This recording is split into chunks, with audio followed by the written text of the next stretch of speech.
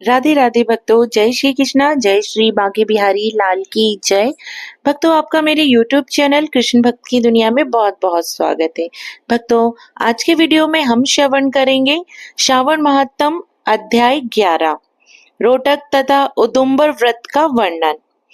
तो video start करते हैं। सनत कुमार जी बोले, हे देव, श्रावण मास के वारों के सभी व्रतों को मैंने आपसे सुना, किंतु आपके वचनामृत का पान करके मेरी तृप्ति नहीं हो रही है। हे प्रभु, श्रावण के समान अन्य कोई भी मास नहीं है, ऐसा मुझे प्रतीत होता है। अतः आप तिथियों का महत्तम बताइए। ईश्वर बोले, हे सनत कुमार, मासों में कार्तिक मास श्रेष्ठ है, उससे भी श्रेष्ठ माघ कहा गया है, उस माघ से भी श्रेष्ठ वैशाख, और उससे भी श्रेष्ठ मार्गशीर्ष है, जो श्री हरि को अत्यंत प्रिय है। विश्व रूप भगवान से उत्पन्न होने से ये चारों मास मुझे प्रिय है, किंतु 12 मासों में श्रावण तो साक्षात शिव का रूप है। हे सनत कुमार, श्रावण मास में सभी तिथियां व्रत युक्त हैं, फिर भी मैं उनमें प्रधान रूप से कुछ उत्तम तिथियों को आपको बता रहा हूँ। सर्वप्रथम मैं तिथि तथा वार से मिश्रित व्रत आपको बताता हूँ। श्रावण मास में जब प्रतिपदा तिथि में सोमवार हो तो उस महीने में 5 सोमवार पड़ते हैं।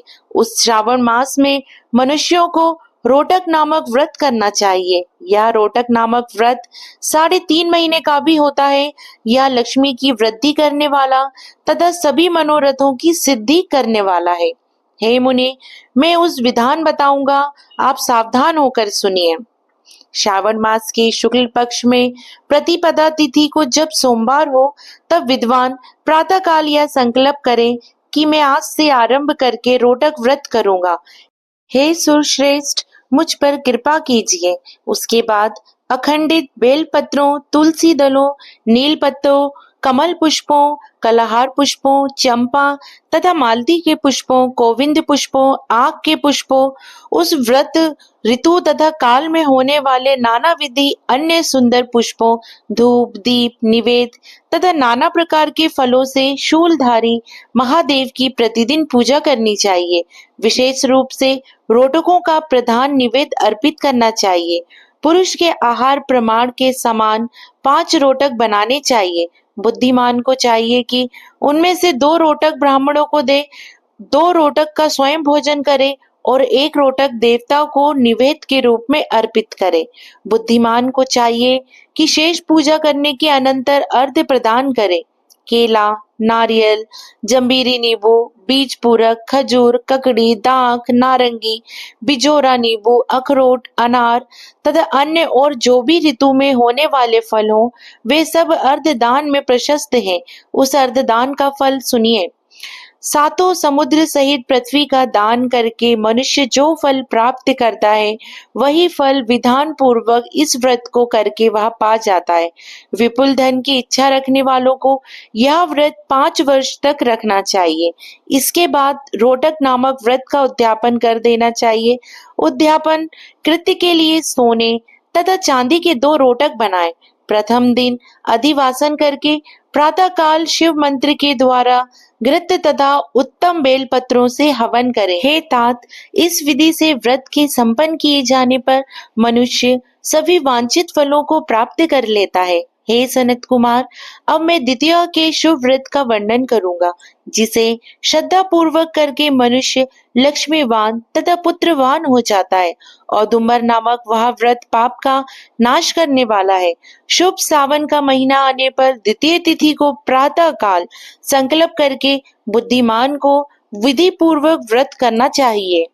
इस व्रत को करने वाला स्त्री हो या पुरुष, वह सभी संपदाओं का पात्र हो जाता है। इस व्रत में प्रत्यक्ष गुलर के वृक्ष की पूजा करनी चाहिए, किंतु गुलर वृक्ष ना मिलने पर दीवार पर वृक्ष का आकार बनाकर इन 4 नाम मंत्रों से उसकी पूजा करनी चाहिए। हे उदुम्बर, आपको नमस्कार है। हे हेम पुष्पक, आपको नमस्कार है। जंतु सहित फल से युक्त तथा रक्त अंड तुल्य फल वाले आपको नमस्कार है। इसके अधिदेवता शिव तथा शुक्र की भी पूजा गुलर के वृक्षों में करनी चाहिए। इसके 33 फल लेकर 3 बराबर भागों में बांट लेना चाहिए। इनमें से 11 फल ब्राह्मणों को प्रदान करें, 11 फल देवताओं को अर्पण करें और 11 फलों का स्वयं भोजन करें। उस दिन अन्न का आहार नहीं करना चाहिए। शिव तथा शुक्र का विधिवत पूजन करके रात में जागरण करना चाहिए। हे तात, इस प्रकार 11 वर्ष तक व्रत का अनुष्ठान करने के बाद व्रत की संपूर्णता के लिए उद्यापन करना चाहिए। सुवर्णमय फल, पुष्प तथा पात्र सहित एक गूलर का वृक्ष बनाएं और उसमें भगवान शिव तथा शुक्र की प्रतिमा का पूजन करें। उसके बाद प्रातःकाल होम करें। गूलर के शुभ कोमल तथा छोटे छोटे 108 फलों से तथा गूलर की समिधाओं से तिल तथा घृत सहित होम करें। इस प्रकार होम कृत्य समाप्त करके आचार्य की पूजा करें। उसके बाद सामर्थ्य अनुसार 100 अन्यथा 10 ब्राह्मणों को ही भोजन कराएं। हे वत्स, इस प्रकार व्रत किए जाने पर जो फल होता है उसे सुनिए। जिस प्रकार यह गूलर का वृक्ष बहुत जंतु युक्त फलों वाला होता है, उसी प्रकार व्रतकर्ता भी अनेक पुत्रों वाला होता है और उसके वंश की वृद्धि होती है। यह व्रत करने वाला सुवर्णमय पुष्पों से युक्त वृक्ष की भांति लक्ष्मीप्रद हो जाता है। हे सनत कुमार, आज तक मैंने किसी को भी यह व्रत नहीं बताया था। गोपनीय से गोपनीय इस व्रत को मैंने आपके समक्ष कहा है। इसके विषय में संशय नहीं करना चाहिए और भक्ति पूर्वक इस व्रत का आचरण करना चाहिए। इस प्रकार श्री स्कंद पुराण के अंतर्गत ईश्वर सनत कुमार संवाद में श्रावण मास महात्म में प्रति पदरोटक व्रत द्वितीय उम्बर व्रत कथन नामक 11वां अध्याय पूर्ण हुआ। तो भक्तों, श्रावण मास चल रहे हैं। श्रावण मास में आप महात्म को जरूर श्रवण कीजिएगा। तो आप सभी भक्तों को प्रेम पूर्वक राधे राधे।